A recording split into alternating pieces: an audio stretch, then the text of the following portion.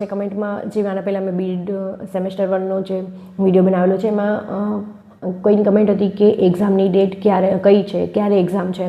તો જાન્યુઆરીના પહેલા વીકમાં સૌરાષ્ટ્ર યુનિવર્સિટી દ્વારા એક્ઝામ લેવામાં આવશે. એમાં ડેટ હજી ફિક્સ નથી, પહેલા વીકમાં હશે એ કન્ફર્મ છે. પહેલા વીકની એમાં થોડું ઘણું આગળ પાછું થઈ શકે, પણ લગભગ જાન્યુઆરીના પહેલા વીકની અંદર બીએડ સેમેસ્ટર 1ની એક્ઝામ હશે. એની હજી ડેટ ફિક્સ થઈ નથી. હવે ઘણા લોકોનો એવા પ્રશ્ન હોય છે કે આઈએમપી ક્વેશ્ચન કયા હોય છે. તો આમ જોઈએ તો આઈએમપી જેવું ખાસ કાંઈ હોતું નથી, પણ તમે જોશો તો તમને ખબર હશે કે છેલ્લા કેટલાક વર્ષોમાં જે પેપર લેવાયા છે, યુનિવર્સિટી દ્વારા જે એક્ઝામ લેવાઈ છે એના પેપર તમે જોશો ને એટલે તમને સમજાઈ જશે કે અમુક ક્વેશ્ચન એવા હોય છે જે વારંવાર રિપીટ થતા હોય છે.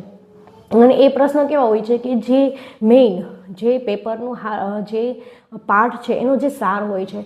દાખલા તો તમને એક્ઝામ્પલ આપી દઉં કે અધ્યયતાનું મનોવિજ્ઞાન PE1 એનું જે પેપર હોય છે એમાં મનોવિજ્ઞાનને લગતા જે પ્રશ્નો હોય છે, દાખલા તરીકે મનોવિજ્ઞાનની કોઈ વ્યાખ્યા છે, એમાં અલગ અલગ જે મનોવૈજ્ઞાનિકો છે એને આપેલી છે એ વ્યાખ્યા છે, બુદ્ધિ કસોટીના પ્રકારો છે, જે એ આખા ચેપ્ટરનો જે સાર હોય છે એના જે અમુક ખાસ જે પ્રશ્નો હોય છે એ બધા પેપરમાં લગભગ ક્યાંક ને ક્યાંક પૂછાતા જ હોય છે. હા, એનું ફોર્મેટ કદાચ બદલાઈ જાય કે કોઈ 1 માર્કમાં પૂછાય છે પ્રશ્ન તો એ શોર્ટમાં હોય છે, કોઈ મોટો પ્રશ્ન હોય 2 માર્ક્સ કે 3 માર્ક્સમાં તો એને અનુકૂળ તમારે લખવાનું હોય છે.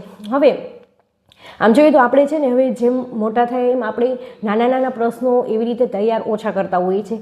જેમ 1 થી 12 ધોરણમાં શું હોય છે કે આપણે બધું જ તૈયાર કરીએ છીએ, કે વિકલ્પો કરીએ છીએ, 1 માર્ક્સના કરીએ છીએ, 2 માર્ક્સના કરીએ છીએ, પણ હવે આપણી જે ક્ષમતા છે એ વધી ગઈ છે. એટલે આપણે શું કરીએ છીએ કે તમારે કરવાનું એ છે કે મોટા જે પ્રશ્નો છે, 5 માર્ક્સમાં જે પ્રશ્ન પૂછાય છે એ પ્રશ્નો તમે લગભગ તૈયાર કરશો. બધા પાઠની અંદરથી 4 કે 5 પ્રશ્ન એવા હોય છે જે તમે તૈયાર કરી લેશો ને વ્યવસ્થિત રીતે, એટલે તમને એના પરથી જે નાના પ્રશ્નો છે એ સરળતાથી તમે કરી શકશો.